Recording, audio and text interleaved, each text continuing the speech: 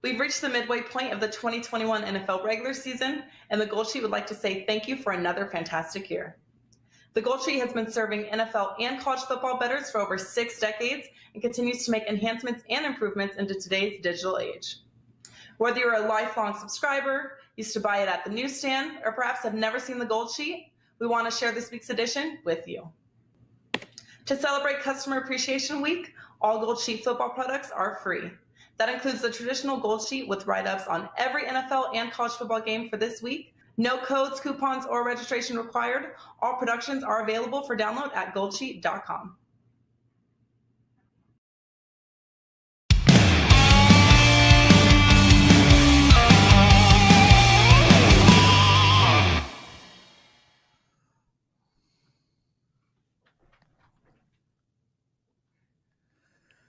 Welcome, everybody, to WagerTalk Today. I'm Lawrence Presman. That guy is Teddy Covers, and we have a jam-packed show for you all.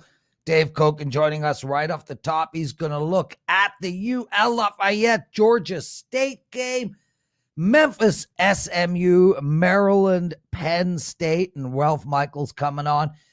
He's got some trends and angles for us on back-to-back games for home teams and away teams. Tulane and UCF, and Carolina versus the Patriots. Teddy covers his big game breakdown.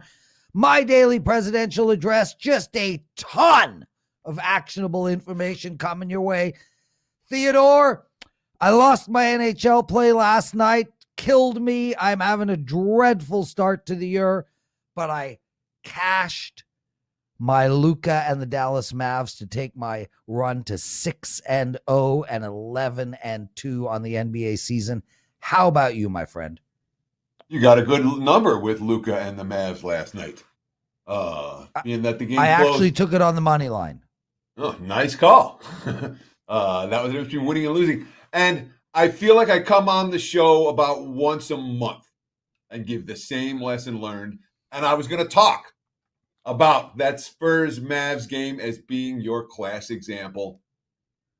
I don't know how else to say it, guys. Every half point matters. And oh, yeah, in basketball, probably more than any other sport, every half point matters. The NBA, college hoop starts next week. And any given night in the NBA, there's going to be 1, 2, 3 games that are going to come down to one possession, side or total, at least. When you're running good with those, you end up being hot in the NBA. When you're not running as good, obviously end up being cold in the NBA. But when you're talking about line chopping, and I mean, I could go for an hour about the last 10 seconds of the Spurs-Mavs games last night. It was insane. Yep. It didn't matter what you had. You were stressed out of your mind. But that's going to happen. Now, we're in a world right now where there is an absolute feeding frenzy of sign-up bonuses in non-Nevada books. Wherever you are around the U.S. that has legalized gambling, the signing bonuses are insane. There are professional bettors that I've known for years in Las Vegas who have left Vegas this football season just to take advantage of the sign-up bonuses in other locations. That's how good they are. So what did we learn? I'll say this. Do yourself a favor. Early Christmas present. Open one new betting account this week. And then open one new betting account next week. Keep that WagerTalk live odds screen open all day and see what kind of difference that makes between winning versus losing games by half a point by the end of 2021. I know it's a lesson that I talk about a lot, Prez, but it's a lesson this time of year that's worth reinforcement. Every half point matters. The more books you have, the more likely to end on the right side of these daily tight decisions. What about you, Prez? What did you learn last night? Yeah, and Teddy, I mean, literally in keeping with what you were just saying, we had Ralph Michaels on the show last year. We did a very deep dive into whether to take where the right line is to take a game on the money line versus the point spread in NBA. And, that's really what I want to just reemphasize to everybody. Anything under -2 in the NBA, you are better off in the long run taking it on the money line. Ralph brought some math up when he came on to explain it all, and it is something I've been doing for ages. Sorry, Teddy. And in particular, the road favorites, the short road favorites, like Dallas was last night. Anything 2.5 or less, I'm with you. Money line's the play. Yeah. Teddy covers, Lawrence Presman. Thank you guys for watching Wager Talk today. I got 3 shows going on today. Puck Time's already done. Andrew McGinnis and Dr. Chuck, make sure to check that out. And I taped the NFL presidential address in a couple of hours. Teddy, I want to give out a promo for me because it's a really good one, and then we'll get the show on the way. I asked head office yesterday for an NBA promotion for me. They put one up. No coupon code required. Guys, remember, I'm 11-4 to start the NBA season. If you go back last year, I have just been dominating the NBA for the last 200 NBA bets. Absolute domination. You guys can get a month of my NBA plays for only $99. No coupon code required. Just go over to my page at WagerTalk.com and take advantage of that. Let's bring in Dave Cokin. Dave, welcome to Wager Talk today. Second appearance this week. I missed you on Tuesday. Outstanding start to the hockey season, my friend. I'm struggling. A lot of us have been struggling this year, but not you. The old KG wise man is winning again. Yeah, I lost on Tuesday, which was disappointing because I was the $2 capper, but I'm pretty pleased with the NHL so far. Not pleased overall, to be honest with you. And last night was it's just been some strange losses. I had Northern Illinois at a good number last night. So did I. In their matchup with Kent State. They end up losing by 5. 0 for 2 on 2-point conversions, plus a missed field goal. It's kind of tough to lose those because they lost the game by 5, and I was getting 4. But, that's going to happen. Best bet tonight in the NHL on a game I think has a real good chance to get there. Also won 3% play. And I didn't play the college football game that we're going to talk about. I'll tell you why I didn't play it, but I have a definite lead in the game. Yeah, well, why don't we get right there? UL Lafayette minus 12.5. I think the line has moved to 13.5 now. They're playing Georgia State. And again, guys, Teddy mentioned it. You can check out all line moves and everything at the odds page over at Wager Talk. And if you guys have not seen that odds page, it's world freaking class, and it's only getting better. Dave, how do we handicap this game? Well, I think ULL is the only side. They're rolling right now. This is a team that came into this season with very high expectations, perhaps a little bit overrated because they were in the top 25 coming out of the practice sessions, and they weren't a top 25 team, but they're good. Now, they lost that first game to Texas, kind of had a hangover for a few weeks after that, but they haven't lost since. Coming into this one off a very sharp performance against Texas State last week. The only game they haven't been real good lately is the Arkansas State game, which they barely won, and Arkansas State can't play at all. But that was coming off the App State win, which was a very big win for them, and I think they were just probably a little overconfident taking the field against an ugly Arkansas State squad. National TV lights at home. I think you get a good effort for them here. The only reason it's not on my card is, and this is just a stubborn trait that I have, I don't like giving up value. Probably should have played the game when it was 12.5. Now it's going to 13.5. But I would still probably look at this and say it's probably worth still like a 2% play. Lafayette's just the much better football team. So I agree wholeheartedly that Lafayette's the better football team by a fairly significant margin. But if there's one consistency from the Billy Napier era in Lafayette with the Raging Cajuns, this team plays up or down to the level of competition. And last week against Texas State was the antithesis of that. Obviously, the 45-0 shutout win as 21-point favorites. But prior to that this year, it's double-digit chalk. Minus 18 against Arkansas State, they win by a point. Minus 12.5 against South Alabama, they win by 2 points.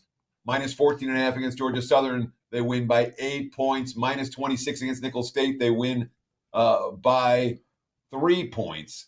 And you can go back last year, it's the same story. The year before that, it's the same story. What do you make of the Raging Cajuns' inability to cover some of these double-digit spreads against the lesser competition they face? I think it is playing down to the level of their competition. As you said, they take the field kind of knowing they're going to win the game, and that's when favorites get in trouble as far as the point spread's concerned.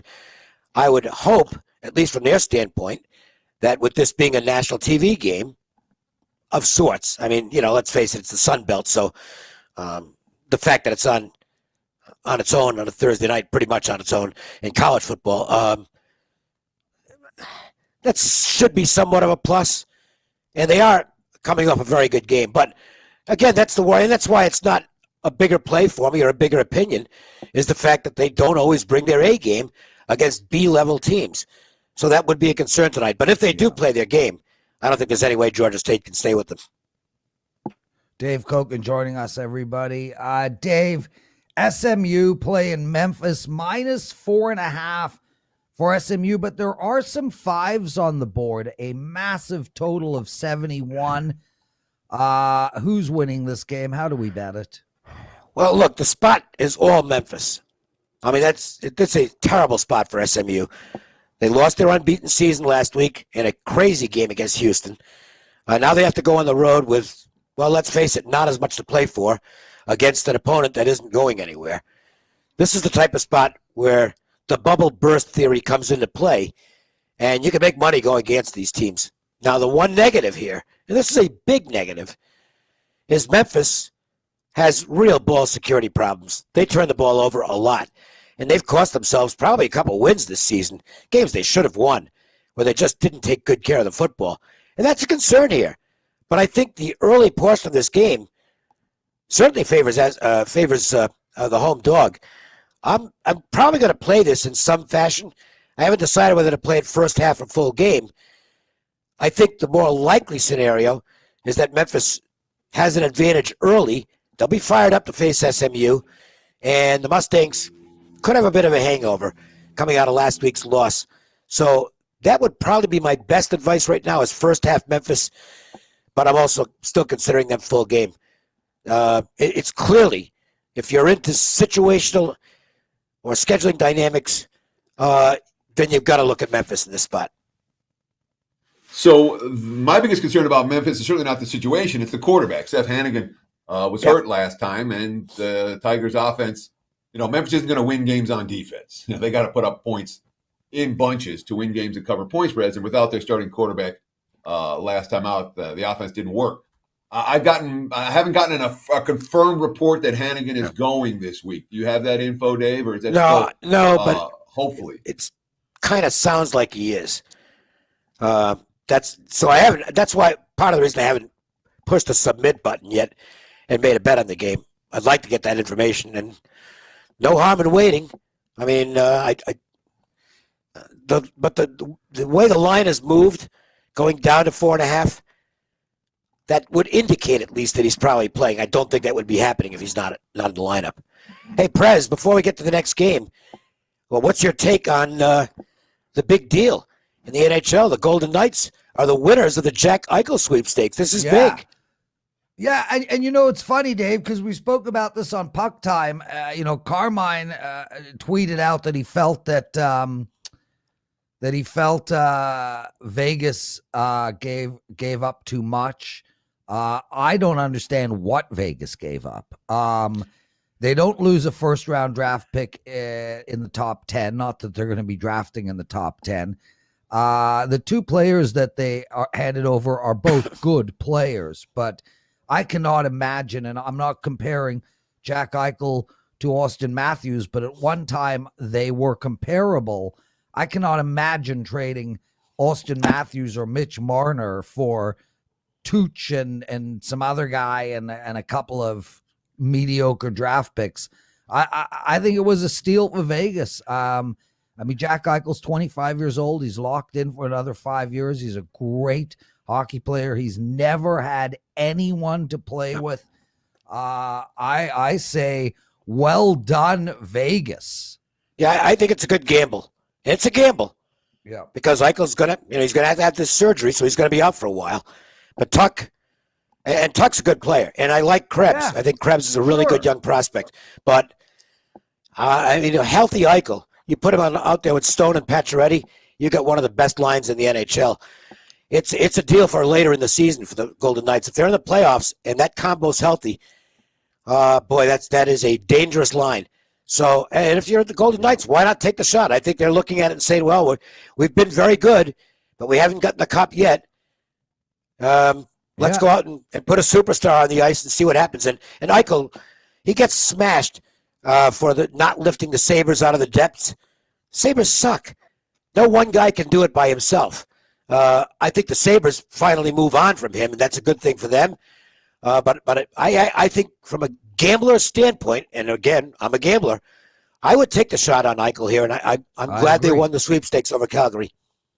Yeah, no, I agree 100%, man. And I'll tell you, though, I would have taken – I think Calgary was offering Tkachuk and a few draft picks, and I thought that was a better trade for but Buffalo. Kachuk's not going to – there's no way Buffalo would be able to sign Tkachuk. Yeah. And he's a free agent at the end of the year. So, the problem. Back to college football, Dave. Maryland playing Penn State plus 10. There are a few 10.5s out there. You going with the dog or the favorite in this game? Dog. And I don't think Maryland's a particularly good football team. But, and again, this comes down to what we just talked about in the SMU-Memphis game, the spot. What's Penn State got to play for? Not much. I mean, they're going to go to a bowl, but it's not going to be one of the big bowls. And they're just off the Ohio State game, and they really fought hard last week. And now they have to go to Maryland. I just see this as a very tough spot for them. And for Maryland, it's a big game. It's a really big game for the Terrapins. If they could pull this off, it would make their season. I prefer teams like that getting a bunch of points. Late season games, you can get some really flat spots for teams that are disappointed. And I think Penn State has to fall into the disappointed category right now. This has now turned into what could have been type of season. And it's just not going to be that type of season. And we did see Penn State last year where they got, they kind of got blown out of playing for anything important early. And they had trouble getting it together. I think the same thing could happen here, and the James Franklin to wherever buzz is still taking place, which could be a distraction. I think Maryland plus the points is the right way to play here. Teddy, you're there. You're back. You're with us. Yeah. I don't know what happened. My internet dropped for a second, but yes, I'm here right now, and I have a question. All right. For Dave about this one. I guess it comes down to a philosophy question, more than anything else. All right. Because it's a situation here where if Penn State brought their A game, they could name the score against Maryland. Yep. In late season college football, is your strategy to just sort of not throw out the power ratings, but discount your power rating numbers on teams as they, have the bubble burst, as they... Well, it depends. It depends on how the line's been impacted. In other words, if it's built into the line that the team isn't playing for much and you're not getting fair value on the other side, then I guess you just have to leave it alone. But I don't think that's the case here necessarily. I think this game power rates basically to where the line is. So to me, it's more of a situational play where I'm probably getting a few points of an edge in terms of need, if you will, on the Maryland side. I'm pretty sure Maryland's going to be more excited about this game than Penn State is. Franklin's got a tough sales job this week, getting his team up for a game like this. It's just not a big game for Penn State. Dave Cokin joining us. Dave, anything to promote before we let you out of here? The 4% best bet in the NHL tonight, and it's on the biggest game of the schedule, Lightning and Leafs. And put up my 4% best bet for Saturday in college football, which I think is going to be a blowout. Of course, I said that last week, and it wasn't the case. But I think this one will be. So hopefully we'll get those there, and need to have a good weekend. Need to have a real good football weekend. Nice. Dave Cokin joining us, everybody. Dave, thanks for being with us. Guys, stay with us. Teddy's big game breakdown coming up. Ralph Michaels, the daily presidential address. The show has just begun. We'll be back in 15 seconds. The Big Five American sports are all scheduled in November for the first time since November 2020, and we want to celebrate by slashing the cost of all daily packages by 50%, including 5% best bets. Starting Tuesday, November 1st through Sunday, November 7th, $25 daily packages are priced at $12.50, and $35 5% best bets are priced at $17.50. But even better, this is the perfect time to take advantage of WagerTalk's one-day all access. Lock in the handicapper of your choice for one full day for only $39, including when they have a 5% top play that normally sells for $35. But during our 50% slash promotion, you get a one-day all access for only $19.50. This special is valid through Sunday, November 7th, so save the whole week long.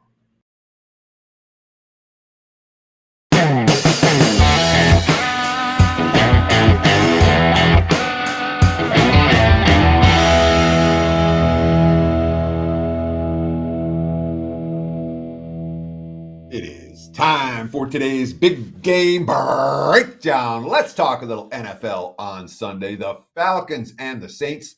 Looking at the WagerTalk live odds screen as we speak, I'm seeing New Orleans a 6-point favorite.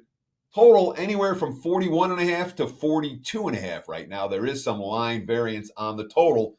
Not sure how long that line variance is going to last because I do expect some under money to come in on this one. And frankly, I agree with that under money, and that's why we're giving this big game breakdown on Thursday, the game that doesn't get played till Sunday. If you want to play this under, play it sooner rather than later. Last 5 meetings between the Falcons and the Saints, 5-0 to the under. Only one of those 5 got to 40 points. Last 5 meetings in New Orleans, 5-0 to the under. And we know what the Saints want to do in the post-Jameis Winston era. We've seen this from Sean Payton before. Whether it's Simeon, whether it's Hill at QB, the Saints want to rely on their defense and their running game. We've seen this from Sean Payton. That's what they want to do. And I think they may have some success running the football against Atlanta. So I'm expecting these 7-8 minute drives for New Orleans.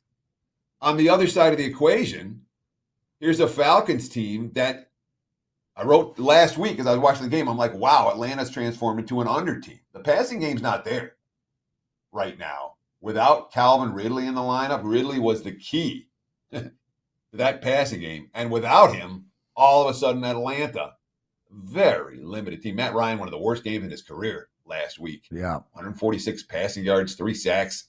And frankly, 146 passing yards was, I think it was 90 with like 5 minutes left or less than that. He got a bunch at the end of that ball game. It's not a good Falcons offense.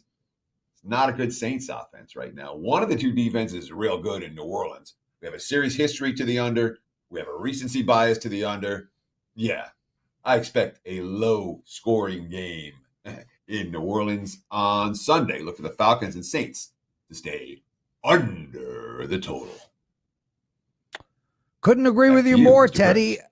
Yeah, I'm with you on that under. And that Calvin Ridley loss is just massive. They were double teaming Kyle Pitts last week, and there's just nobody else for Matt Ryan to throw to, although he does favor throwing to the other team of late. Teddy, I'm going to throw a couple of games at you NFL-wise, and then we'll bring on Ralph Michaels. And I want to talk Arizona San Fran. Here we have an Arizona team -1. We still don't know if Murray is playing. Hopkins is out. Green is out. And the San Fran team is literally in must-win mode. Where are you? Why is this line the way it is? And what do you think real quick on that game in particular? I don't understand why you, where do you think the line should be on that game? It's right where the look-ahead lines were, right where my powering numbers were, all of that. So what about that line surprises you? Well, I think San Fran should, listen, and I'm going to be saying this in the NFL presidential address. If Murray doesn't play, and we won't know until right before game time, this is a San Fran win from my perspective. I would have it reversed and have San Fran -1 or -2. But we just but that's not where the know. markets are. You know, the markets really like this Arizona team, and yes, and they've grudgingly come to like this Arizona team. It wasn't like Arizona came into the season with a boatload of betting market respect. It's come around over the through their hot start. But you know, we just talked about some bubble burst theory with Dave Cokin in college football.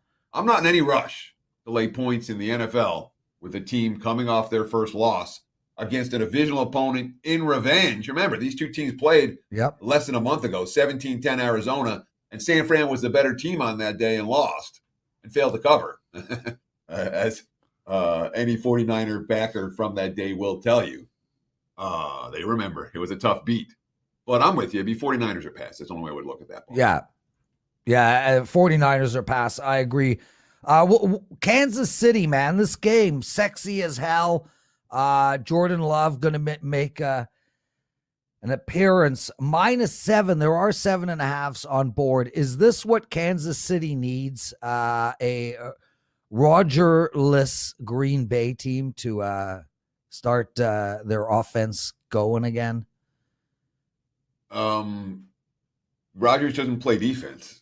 Yes, so, I know I messed that up, but you understand what I'm saying. Is Kansas City the team in this spot? I'll start with this. All right. How many different backup quarterbacks did we see win last week? Okay. A lot. Yeah. That's not always the case, but it's not unusual or unheard of. What have the Chiefs done as favorites? Burn money, burn money, burn money, burn money, burn money, burn money, burn money, burn money. I can't lay points with Kansas City right now. All right. It's a Green Bay or pass situation. Don't know if I'm going to get the window there with the Packers. I probably don't. But Kansas City is not the type of defensive squad that makes me comfortable laying points anywhere in this range with the Chiefs. And that philosophy or strategy has served me well during the course of Kansas City's point spread disaster over the last 12 calendar months. Teddy, last game, and then we're bringing Ralph Michaels in. One of the angles I love to use when betting is really bad teams off of a win, fade them. We have the Jets in that spot tonight. They're plus 10.5, 46 on tap. I don't know if you're in action for your clients tonight on this game. I'm not. I don't have the balls to release Indy, but I like them. They are a free pick that's coming up in the daily presidential address. I think this could be a blowout game tonight. I like Indy minus 10.5. Do you have any opinion on this game? Sure. I did a big game breakdown on this, Prez. Well, you were all lollygagging on vacation somewhere. So it's all broken down. In fact, it's been tweeted and retweeted this morning. If you want the analysis, if you missed WagerTalk Today earlier in the week, when we did a big game breakdown of the Colts and the Jets for Thursday Night Football, just check out my Twitter page at Teddy_covers. And I believe it's the first link up there. Ralph Michaels joining us. Ralph, let's start right off the bat with tonight's NFL game. Colts, Jets, what do you got? Well, Teddy, unfortunately, I did not see your big game breakdown, but I have a couple of TNA things that I wanted to jump in here with tonight's game. Prez, your statement was very true, and I'm not afraid to be a myth buster, and if things aren't like we assume they are, but when a team is off a win as a double-digit dog, like the New York Jets, I went all the way back to 2000. There have only been 78 upsets in 22 years, so just over 3 a year of double-digit dogs. And when a team like the Jets does win a game straight up as a double-digit dog, they have cashed 30 games, lost 44. That is a 40.5 ATS percentage. So, Prez, clearly the stats back up your statement, a bad team off a loss. I want to add one more angle to this, and it's really a subset. When you have a team that won a game as a dog of 6 or more, and they're a dog of 6 or more again, like the Jets are, those teams have only gone 15 and 44. Listen to this, 25.4% against the spread. So two systems, both clearly fading the Jets in this situation. And Michael Robertson writes, irrelevant stats. Okay, Michael, we're all entitled to our opinion. I find those stats to be unbelievably relevant and logical. Teddy? Well, yeah, that's the key. one of the reasons we love having Ralph on, and one of the reasons as Ralph Information, we call him the pen, because it's not just the Joes that are writing down Ralph's info. It's the pros that are writing down Ralph's info. Why? Because when you're talking about league-wide systems that make sense over periods of time, it's valuable information. All right. You can choose to make a bet with it or not. But the info, when we're talking about long-term sample sizes of all the teams in the NFL off of this very roll, meaningful info. And it's info that not just Joe's, pros interested in that. So, anyhow, anyone wants to comment, they can comment. I always appreciate the comments, whether you think the info is pertinent or not. But so my big game breakdown on the Jets and the Colts talked about the total, not the side. I'm like, I can't make a case for Mike White and company coming off that type of game. And Ralph's data shows us why. At the same time, on the Indy side of the equation, this team's coming off a really devastating physical loss that basically ruined their season. That's not a team I'm excited about laying double digits with on a short week, even against a lesser foe. So I thought the total was a better option than the side for this one. Again, you can check out that big game breakdown. Just look at my Twitter feed at Teddy_cover. There you go. Ralph, home, you got some T&A for us on back-to-back games, home and away. I'll hand the mic over and just listen and learn. Prez and Teddy, if I said this to you, any new bettors or even any experienced bettors, and you were reading a preview of this weekend's college games, and I said, this Team A has a situational edge, being home in November, late in the season for a second straight game, facing a foe on the road without a bye for a second straight week. Is that a fair statement that you would likely agree with unless I brought you the data? Yeah. Sure. Yeah, that's about mine. I mean, I'm not going to base a play on it. So I read almost that exact statement verbatim. So what do? I have to go to my database and I have to give you guys a chart. Take a look. The chart is in three parts. The top part is back-to-back road games, month by month. The middle chart, back-to-back home games, month by month. The bottom chart, back-to-back home versus back-to-back away with no rest. So let's take a look at back-to-back road games, the top third of a chart. September, 49.7% break even, wash. October, 50.8% wash. Teams playing a second in back-to-back road games in November in college football, 53.9%. To the right, I break it down in November what those teams are off of. If they're off in a away favorite, let's leave them off. They're only 41.9%. But when you have back-to-back road teams, off a win as a away favorite, off a win as an away dog, or if a loss as a away dog, they're all positives. Middle chart, home. Look at the home teams in November. Home teams at home for a second straight week, 45.4%. I break it down situationally. And on the very bottom, how shocking is this? Since 2014 in November in college football, when a team is at home for back-to-back games with no rest against a team on the road with back-to-back games and no rest, that home team has covered 34.4%. So that team on the road for a second straight week has covered 65.6% of the time. And Ralph, I mean, that chart to me, it doesn't make sense.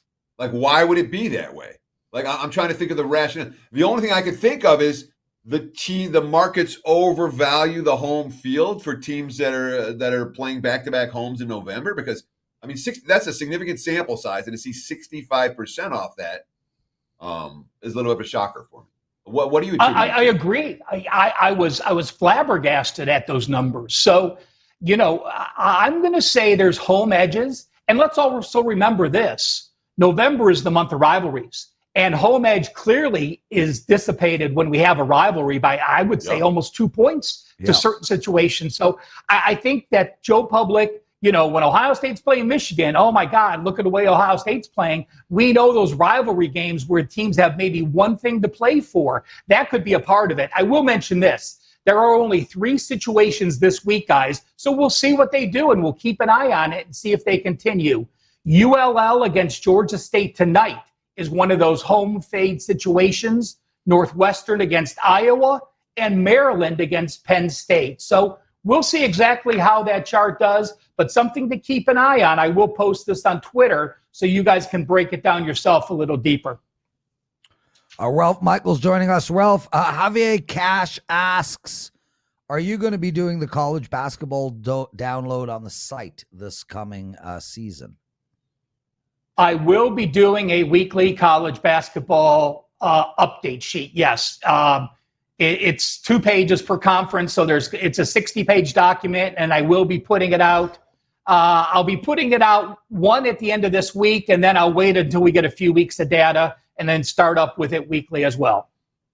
Excellent stuff, man. That is a lot of work. Tulane UCF, Tulane plus 13. Where are you going in this game?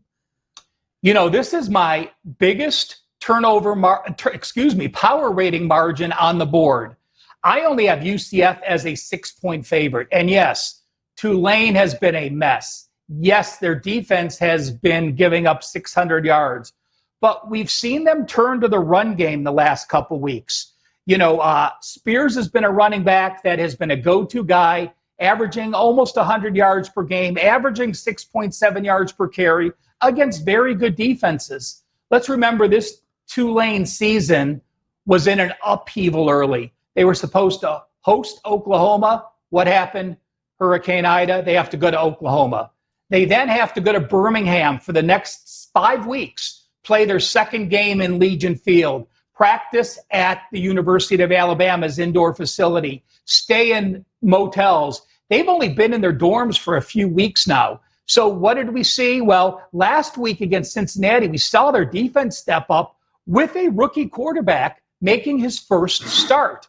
Pratt was injured the week before with a concussion. He took the number 1 snaps on Tuesday and on Wednesday. He should be cleared and ready to go. And this UCF team, to me, is well overrated. With Dylan Gabriel, the first 3 games, they averaged 45 points per game, 555 yards per game. Mickey Keene had a big game, last week, but that was against Temple. With him under center, 341 yards per game.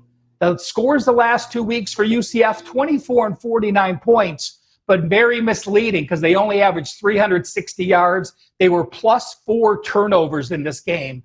I think it's going to be a low-scoring game.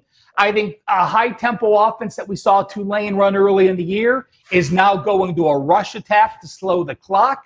I think UCF is happy just to get out with a win. I'm going to grab the points here. And, Teddy, you guys talked about bubble burst. I'm going to give you one more bit of TNA. Tulane is off a 7th loss, and normally for me that is a fade. When you are off a loss and it's your 7th loss, your goals are shattered because you're no longer bowl eligible, a very important thing to remember when you're handicapping. But when I broke down teams off a loss, which was their 7th loss of the season, like Tulane, if you were a home favorite, you cashed 45%. If you were a home dog, you cashed 44%. If you were an away favorite off your 7th loss, you cashed 33%. But as an away dog off your 7th loss, you have actually covered 57.5% the last 6 years. So, in theory, they say you can't predict turnovers. And yet we look at these 2 teams, turnovers stand out to me like a sore thumb. The last 5 games for Tulane, they've lost turnover battle every time, minus 10 overall. During that same span, UCF has won the turnover battle in 4 of the 5 games. The other one was a push. And they are plus 8 turnovers during that span. At this stage of the season, do you expect turnovers to revert to the mean and both teams, that it's more likely for every bit as likely as Tulane to win this turnover battle as it is for UCF? Or is this one of these spots where you say one team's not creating turnovers, the other team is every single week, and maybe Tulane loses the turnover battle here again, which probably wouldn't be great for their point spread results? So Handicap turnovers. Well, let's look at the schedule. I mean, they've played 5 ranked teams. You're hosting UAB. You were down. You had to throw. East Carolina, you were trailing 31-7 at the half. That takes you out of your offense, makes you throw the ball. Houston, an offense that you had to try to keep up with, you turn the ball over. At SMU, they were down 31-7 at the half again, had to throw. So the turnovers are there for a reason. And listen, if Tulane gets behind early and forced to throw, Pratt likely can throw a few more interceptions. He has a 16-5 ratio. Let's remember, of those interceptions, Ibieta has a 2-2 ratio, and Kai Horton has a 0-3 ratio. So Pratt's 2 backups have a 2-5 ratio. With Pratt in and the rush attack of Spears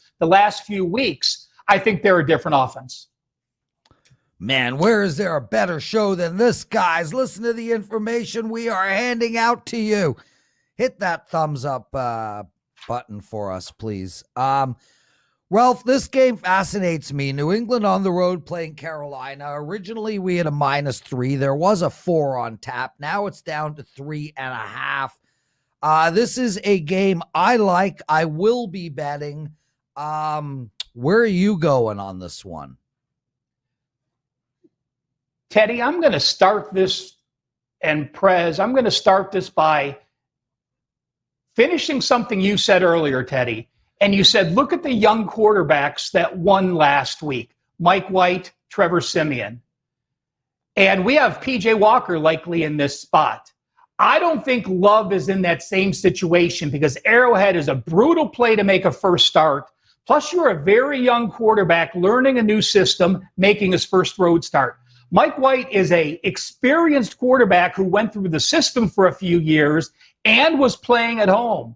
Trevor Siemian was a quarterback playing at home against a defense that didn't prep for him. He came in during a game injured. So I think Jordan Love is going to have his problems at KC.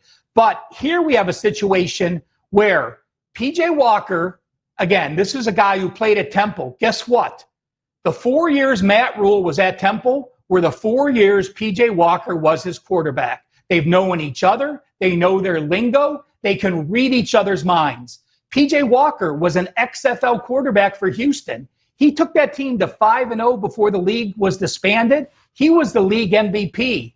He started the game last year at Detroit. His Carolina Panthers won 20-0.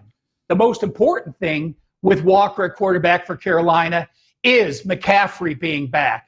He's likely to be cleared. He's practiced with the number ones. With McCaffrey in the lineup the first 3 games, the Carolina Panthers were +8 sacks. Why?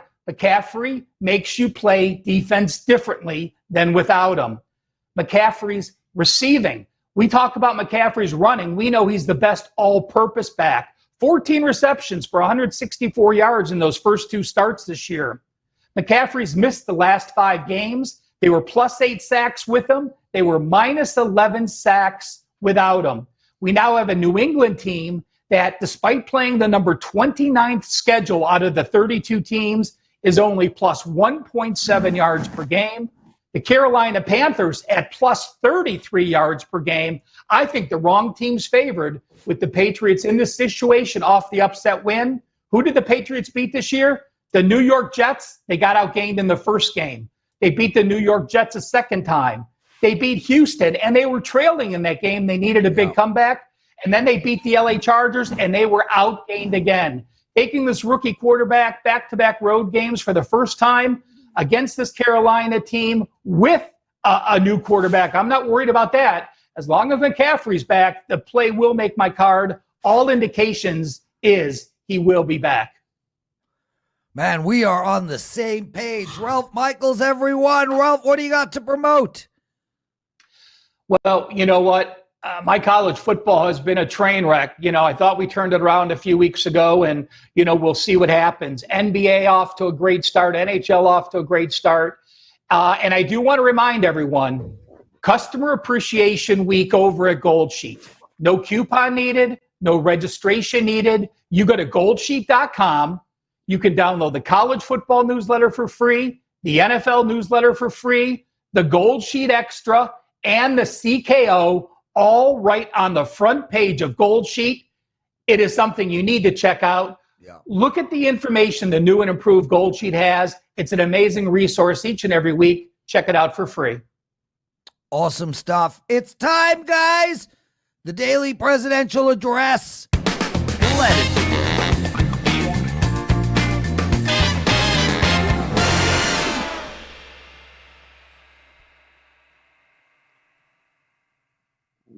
All right. I got 4 free picks for you guys on this episode of the Daily Presidential Address. 2 hockey picks, 1 college football pick, and I got the bet for you to make on tonight's NFL game. I just want to let everybody know my NBA season has started unbelievably. I'm 11-4 on the total NBA season. I'm on a 6-0 run. I'm on a 11-2 run. I've been calling dogs that are winning outright. If you go back to last year, my last 200 NBA plays, I'm over 100% ROI for my clients. I've got an unbelievable promo for you all. $99 for a month of my NBA. That is the price of a cup of coffee a day, around $3 a day. $99 for 30 days of my NBA. No coupon code required. Just head over to my page at WagerTalk.com. And guys, take advantage of that deal. It's like as good as it's going to get. Anyway, your free picks for tonight. Montreal Canadiens playing the New York Islanders at home. Under the total for me in this game. It's 5.5. I think it's going to be a very low scoring game. Go under the total. Vegas Golden Knights on the road, taking on the Ottawa Senators. Anytime we can get a 5.5 in an Ottawa Senators game, we've got to look to go over. Take over the total in the Vegas Golden Knights game. As for tonight's NFL game, Indianapolis Colts minus 10.5. I just love playing against bad teams who are coming off of a win. Ralph Michaels does a deep dive into that on Wager Talk today. Check it out. Take Indianapolis Colts. And in college football, UL Lafayette. That's it. Teddy, falafel sandwich. I'm excited. It's waiting for me upstairs. Take us home. Got to give breaking news first. Tyrod Taylor has been announced for probable for the Houston Texans. Money pouring in right now as we speak on the Texans against the Miami Dolphins. So if you want to bet that game, that's info you probably want to know. And that's going to wrap it for the Thursday edition of Wager Talk Today. Thank you so much for taking time out of your busy day to hang out with us. We'll do it again tomorrow, same time, same channel, 9 a.m. here on the left coast, noon for you guys back east. Between now and then, enjoy the games and good luck.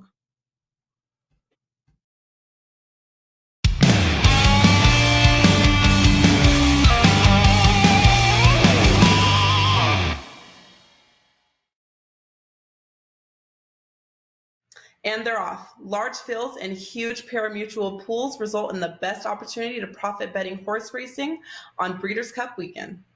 Wager Talk's own horse racing expert, Sig, will be joined by handicapper and horse racing contest expert Sean Alvarez as they preview the entire field for Breeders' Cup weekend in the 2021 Wager Talk Breeders' Cup preview and wagering guide.